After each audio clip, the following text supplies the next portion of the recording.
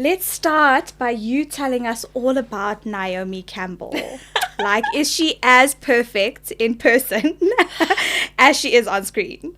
Absolutely ravishing. Absolutely ravishing. Funny enough, that interview wasn't even planned. It was like one of those spur in the moments opportunities that I got in my career, and that was during the Global Citizen Festival. So there were lots and tons of celebrities, and they were put in a special like arena away from like everyone else, just to have their own time to prepare for stage.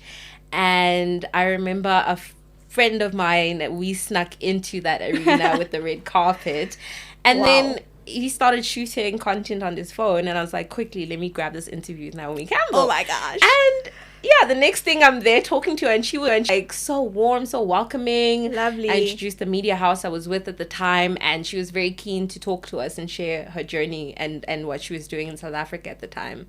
So that was like a very like fangirling moment, which I was super, super proud of.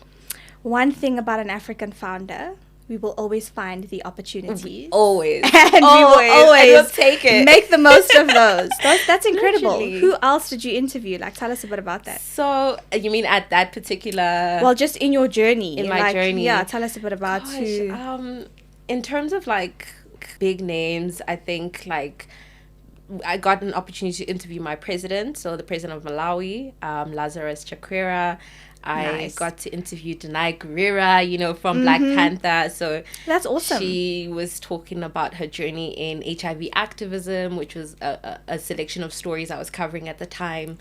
I also got to speak to Mr. Easy, which was a funny interview on its own because it was on an Instagram live. So this was during our COVID era, and in the interview, he had just started his Empower Africa, which is a platform that helps creative entrepreneurs and musicians. And we were speaking about one of his songs, which is Leg Over, which is a very popular song. And we love Leg Over. Imagine. And on this business platform on Instagram Live, there I was saying, oh yeah, because Africans have the best bum. And that's why you chose the song. And I was like, oh my gosh, girl, keep it together. Like, that is what makes authentic conversation. Yeah, right? Absolutely.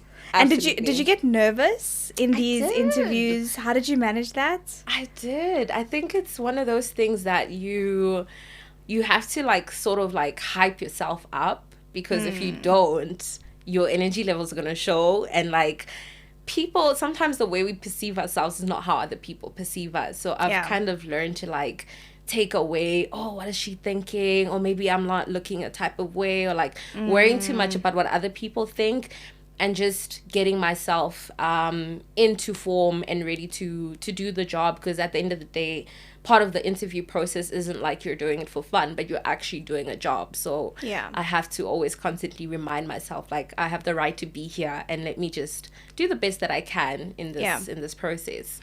I love that so much, and I feel that it can be translated to so many different young brown women today across so many different verticals of industry, job, profession, whether you're a founder or whether you're a CEO or whether you're entering your career for the first time.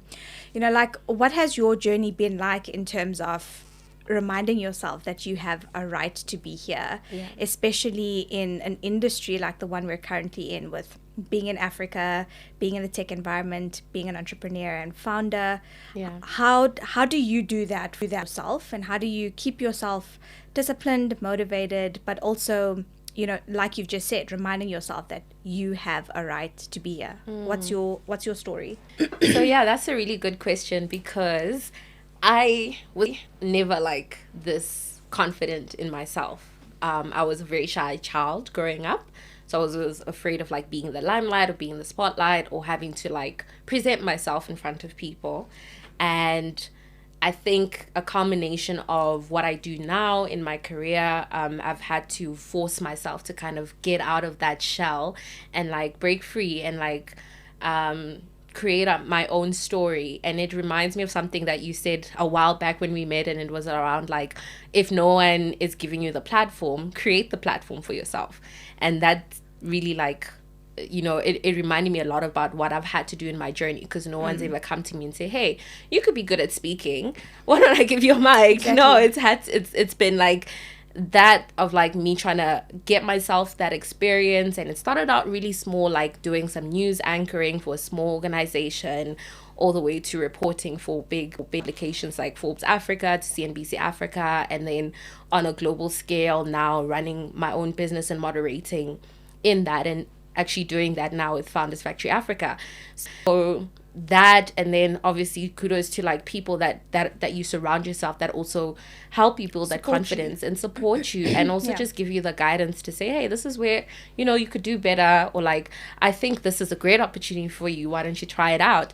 And above and beyond that, a huge part of the prep, and just the attitude and the perseverance to want to keep going back and doing it comes from God. And I think prayer has been such an amazing part of my journey and my relationship with God. I've seen like coming very strong and like helping me that confidence, because it's Godfidence, as people say, right?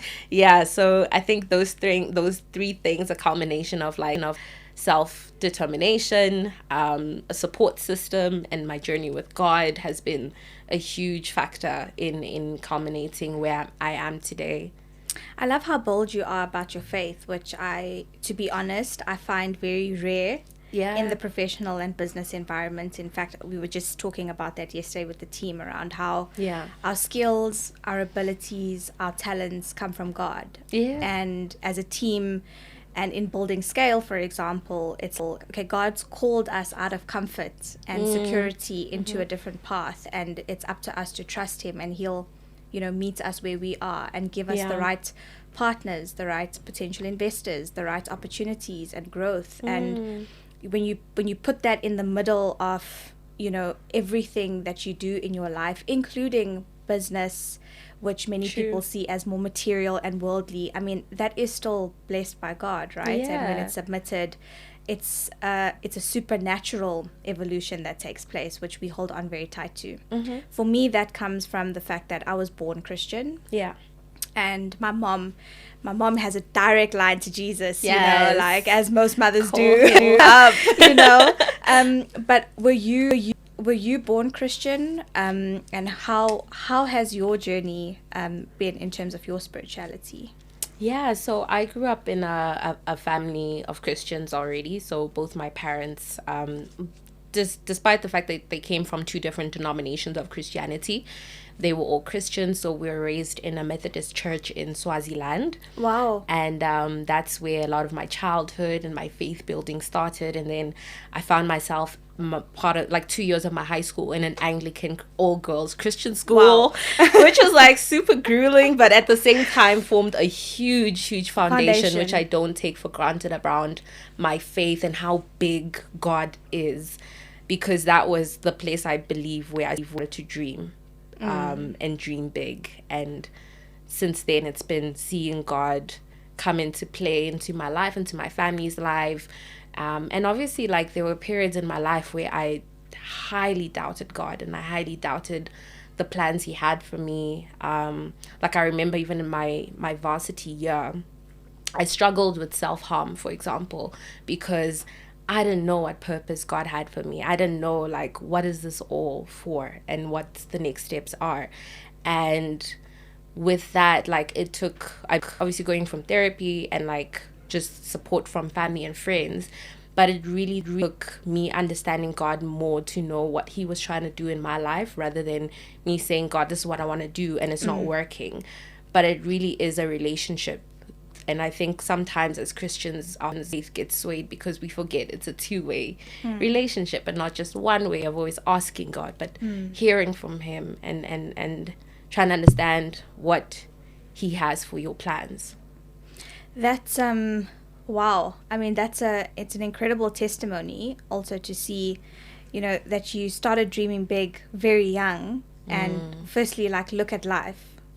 Well done, God. Like, you did the things, you know. But it's so important to highlight those lows too, because I think often as a Christian, it's almost it's almost expected that your life will be perfect, that you're going to be so blessed and highly favored, and you know, like, you'll receive all the treasures of the kingdom. And yes, indeed you would. But like talking about the lows and those periods where you're building grit and you're building faith and you're trusting God for a different outcome, like what you've mentioned, you know, in that period that you went through your dip, like, what was that process just practically in terms of trusting him? Because I feel that, you know, many, again, young women, but also, I mean, all generations really, and just in general, there's always these highs and lows in life. And sometimes you hit a low and you just can't get yourself out of the hole. Yeah. You know, how did you manage it? To be honest, it was quite a journey. I wouldn't say it was like once off, because even after I felt like, okay, I'm in a better space now, would still experience it from time to time. So I do believe it is a journey. I mean, even now I still struggle mentally sometimes, but it's not as bad. I think one thing I learned very recent, which I'm like, oh, I should have known this a long time ago, or probably I did, I just didn't take it seriously. And it's the idea around purpose. And sometimes you think of purpose as this big granular plan that you have to do, like, I have to become this mogul, this person, you know. And I'm gonna get a little bit preachy here, but in the Bible, 2 Thessalonians 7, I think, talks about what God's will is for us. Sometimes we're like, God, what do you want? Like, God literally says it, and it's just 3 simple things, three simple things, which is, number 1, to pray, to give thanks, and to love. And if you do that across any like field you find yourself in, or any aspect of your life, if you're following those 3 things, you are doing God's will. And the rest, your dreams and everything you aspire to do, just comes through from that. So I think it's still quite a journey, but trying to get myself out of it comes with like playing worship music, like doing things that make you feel good. Yeah. So you're not stuck in that rut. And that reminds you of the love of God too, it reminds you of the love of God. So doing things you love, I think, is a huge part of like getting yourself out of that little dip. If you enjoyed this discussion, feel free to like our video and subscribe to our channel for more insightful conversations with founders and fintech pioneers. I also really like hearing from you guys, so if you have any questions, comments, or experiences, drop them in the comments below. Click here to watch the full episode, or click here to watch another.